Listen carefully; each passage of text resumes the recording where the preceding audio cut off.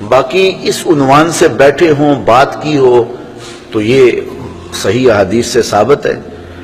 حضرت امیر معاویہ رضی اللہ تعالیٰ عنہ کی مرویات سے ہے کہ حضور علیہ السلام مسجد نبوی میں تشریف لائے تو صحابہ بیٹھے ہوئے تھے، تو بیٹھ کر کے وہ ان کا باہمی کسی عنوان سے گفتگو کا، جلسے کا سٹائل تھا، بلکہ حدیث کے لفظ ہیں کہ حضور آئے تو فرمایا ما اجلسکم، تم کیوں بیٹھے ہوئے ہو، تمہارے اس جلوس کا، بیٹھنے کا، جلسے کا کیا مقصد ہے؟ تو صحابہ نے جو جواب دیا وہ سننے کے قابل ہے۔ انہوں نے کہا جلسنا نذکر اللہ و نحمدہ علی ما ہدانا للاسلام و من علینا بک، حضور ہمارے بیٹھنے کا مقصد یہ ہے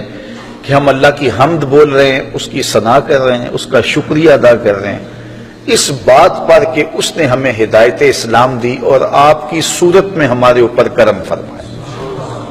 وَمَنَّ عَلَيْنَا بِكَ، آپ کی صورت میں ہمارے اوپر کرم کیا۔ اور اگر اس کو حضرت حسان بن ثابت کے لہجے میں دیکھنا چاہو تو ان کے صریح لفظ یہ ہیں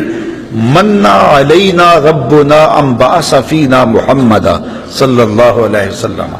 ہمارے رب نے ہمارے اوپر احسان کیا ہے کہ محمد عربی عطا کر دیا۔ اور اگر اس کا اردو میں منظوم ترجمہ چاہو تو یہی ترجمہ ہوگا فضل رب العلا اور کیا چاہیے، مل گئے مصطفیٰ اور کیا چاہیے، من علینا ربنا ام بعث فینا محمدا۔ تو انہوں نے کہا کہ ہم اس پر اللہ کا شکریہ ادا کر رہے ہیں کہ اللہ نے آپ کی صورت میں ہمارے اوپر احسان کیا ہے۔ جب صحابہ نے یہ بات کہی تو حضور مسکرا کے گزر جاتے، کہتے کہ اچھا کام ہے، اور اگر اچھا نہیں تھا تو روک دیتے، لیکن حضور فرمایا کیا صحابہ تم اس بات پہ قسم اٹھا سکتے ہو کہ اسی لیے بیٹھے ہو؟ تو صحابہ کو حیرت تو ہوئی ہوگی کہ اس بات پر قسم لینے کا کیا مقصد ہے، لیکن حضور نے کہا تو انہوں نے برجستہ عرض کی حضور ہم اللہ کی قسم اٹھا کے کہتے ہیں اسی لیے بیٹھے ہو۔ حضور نے باقاعدہ حدیث میں آتا ہے، مسلم کی روایت ہے، سنن نسائی میں ہے، باقی کتب حدیث میں ہے، حضور علیہ السلام نے ان سے قسم مانگی مجھے قسم دو کہ تم اسی لیے بیٹھے ہوئے ہو۔ تو صحابہ نے عرض کی حضور ہم اللہ کی قسم اٹھا کے کہتے ہیں ہم اسی لیے بیٹھے ہیں۔ تو حضور نے قسم مانگی ان سے اور انہوں نے سب نے باقاعدہ قسم دی ہم اللہ کی قسم اٹھاتے ہیں، ہم اسی لیے بیٹھے ہیں کہ آپ کی صورت میں اللہ نے جو ہمارے اوپر انعام کیا ہے اس پر اللہ کا شکر ادا کر رہے ہیں۔ تو جب صحابہ سے باقاعدہ حضور نے قسم لے لی اور انہوں نے قسم دے دی تو حضور علیہ السلام نے فرمایا صحابہ میں تم سے جو قسم لی ہے وہ کسی تہمت کی بنیاد پر نہیں لی، کوئی شک نہیں تھا تمہارے قول کی صداقت پر کہ میں نے قسم سے تصدیق چاہی ہو، بلکہ ماجرا کچھ اور تھا، اور وہ کیا تھا کہ میں حجرے میں تھا، اتانی جبریل علیہ السلام، میرے پاس حضرت جبریل امین آئے،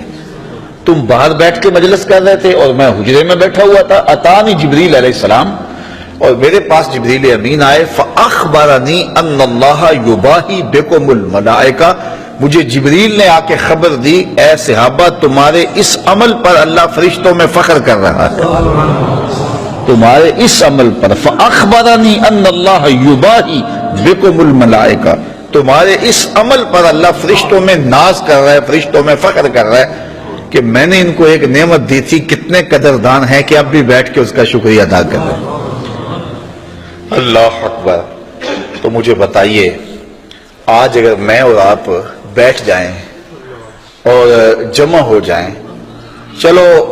بیٹھنے کی جگہ پر چراغاں بھی کر لیں، نیچے اچھی چٹائیاں بھی بچھا لیں،